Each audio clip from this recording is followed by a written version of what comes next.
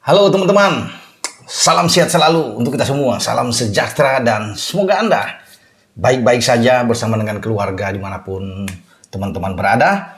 Kembali dengan saya Bung Ropan dan saya harus mereview pertandingan yang sudah berlangsung di Liga 1 BRI, khususnya dalam perebutan gelar menjadi juara, dan kita sudah menyaksikan perjuangan dari tim Juku Eja, PSM Makassar, kembali meraup 3 poin saat tandang melawan tuan rumah Persikabo di Stadion Pakansari. Luar biasa. Ewako Juku Eja, Ewako PSM. Wah, ini benar-benar apa yang didambakan oleh pendukung, ya, mereka yang militan dengan PSM itu terwujud. Bahwa partai tandang itu tidak peduli. Mereka tanpa pemain utama, terutama di jantung pertahanan yang tadinya diragukan. Yuran Fernandes tidak ada, Erwin Gutawa tidak ada, tapi Bernardo Tavares sebagai pelatih mampu meracik strategi yang baik. Ya, tidak ada pernah rasa takut. Nyalinya mereka tunjukkan, main dimanapun, mau tandang kandang mereka tetap penuh semangat. Ya, dan itu yang ditunjukkan oleh anak-anak PSM Makassar ketika mereka melakoni laga mereka tuh di pertandingan ke-29 mereka. Ya, mereka menang 1-0 lewat pertandingan yang sangat dramatis ini di penghujung laga, bahkan terjadi di masa injury time, ya, menit 90 plus 6, dan dibuat oleh pemain pengganti mereka, yang juga pemain timnas Indonesia. Siapa lagi kalau bukan si anak muda, Ramadan Sananta. Penalti yang dibuat Ramadan Sananta ini menentukan 3 poin krusial bagi PSM untuk melebarkan jarak mereka. Selisih poin dengan peringkat kedua Persib dan peringkat ketiga Persija. Kini terpaut 13 poin. Semakin jauh, semakin nyaman PSM di puncak klasemen. Dan saya sudah katakan kemarin dalam video saya, gelar juara di Liga 1 pada musim ini hanya soal waktu saja untuk mengukuhkan mereka sebagai juara. Dengan 13 poin secara hitung-hitungan saya pikir sulit. Memang saya bilang ada mengharapkan sebuah keajaiban besar, tapi ini sudah berat. Bahkan PSM itu akan mengunci gelar ketika mereka balik ke kandang. Jika dalam pertandingan nanti berikutnya di tandang kedua melawan Persita mereka menang, maka selisihnya akan 16. Dan kemudian Persib itu tergelincir atau terpeleset bermain melawan Persebaya. Juga Persija terpeleset di Kediri melawan Persik, maka saya pikir segalanya selesai.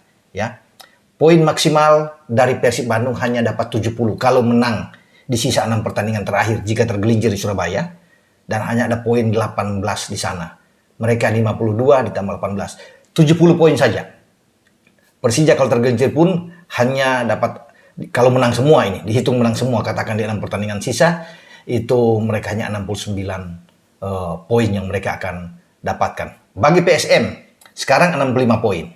Ya, dari 62 ketambahan 3 lawan Persikabo 65. Mereka menang, katakan ini, ya, walaupun udah mendahului, ya, tetapi ketambahan 3 poin lawan Persita, mereka ada dengan 68 poin. Dengan hanya 2 poin selisih kalau Persib menang 6 kali, 70, ini akan sangat sulit.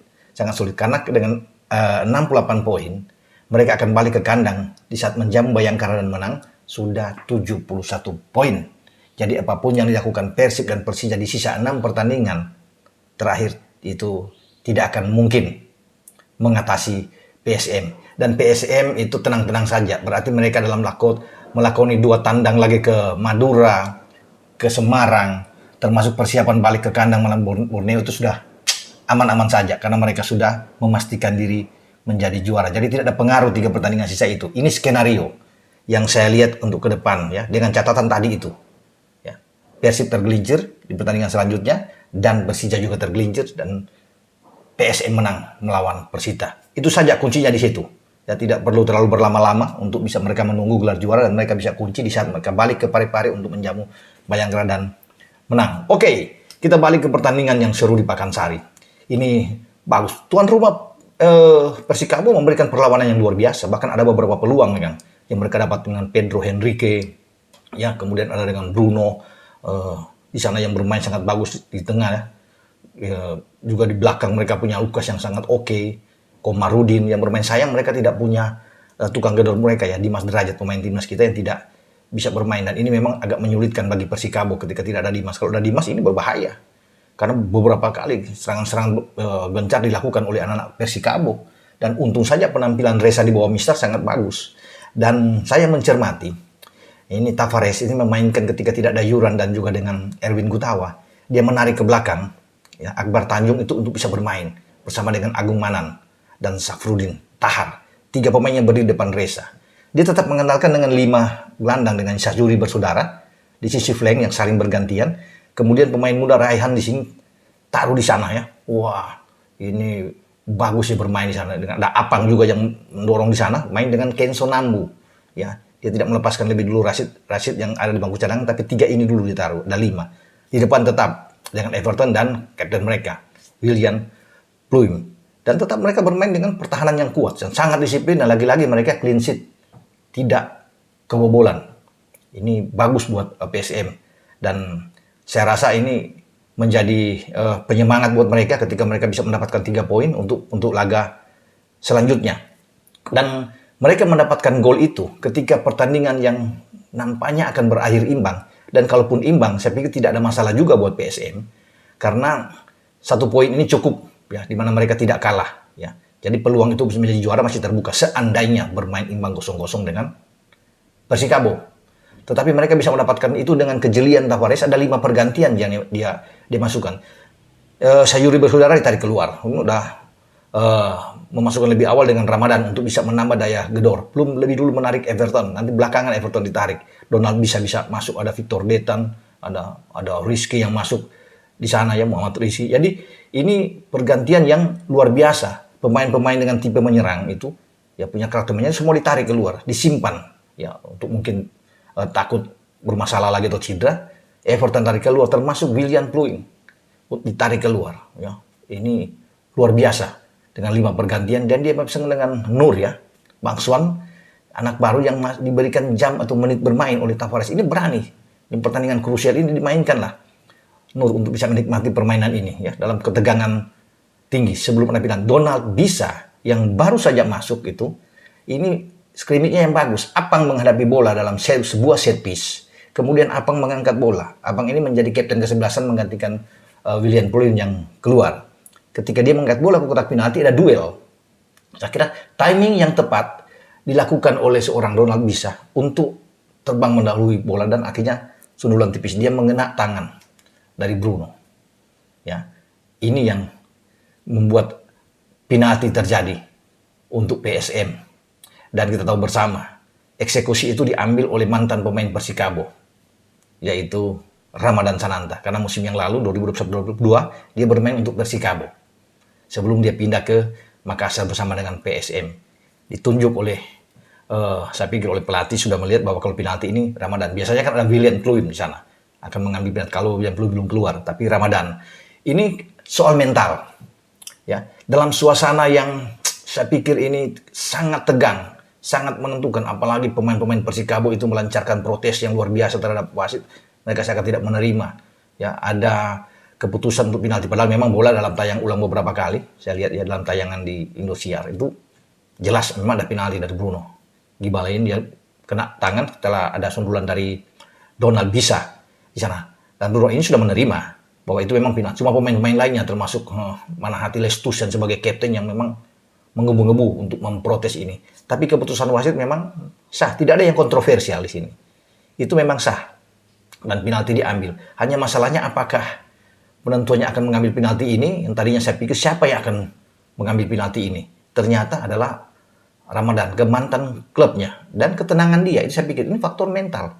Dan apa yang dilakukan, dia tidak menembak dengan keras, penuh emosional. Ini soal ketenangan dia. Bagaimana ada pergerakan dia dengan coba untuk mengarahkan bola itu ke sisi kiri, ya, gawang lawan. Dan dia mengecoh untuk bisa menembak dengan pelan saja dan masuk.